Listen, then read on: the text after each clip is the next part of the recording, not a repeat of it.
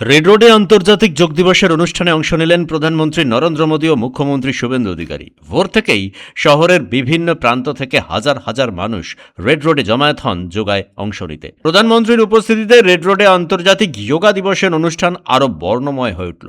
Red road ও তার আশেপাশের এলাকায় ছিল নজিরবিহীন নিরাপত্তা। ভোর থেকেই ছিল পুলিশ প্রশাসন ও নিরাপত্তা বাহিনীর কড়া নজরদারি। বৃষ্টিতেও মানুষের উৎসাহ ছিল চোখে পড়ার মতো। আসন নিয়ে সবাই বসে পড়লেন রেড রোডে। ছাত্রছাত্রী, প্রবীণ নাগরিক, বিভিন্ন সামাজিক সংগঠনের সদস্য ও যোগা প্রেমীরা উৎসাহের সঙ্গে অংশগ্রহণ করেন।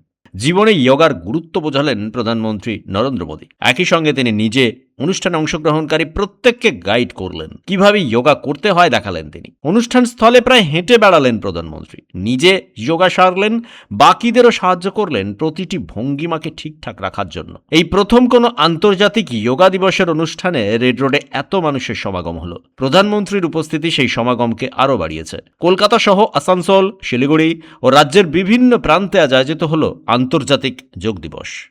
ব্যুরো রিপোর্ট, পূবের কলম ডিজিটাল।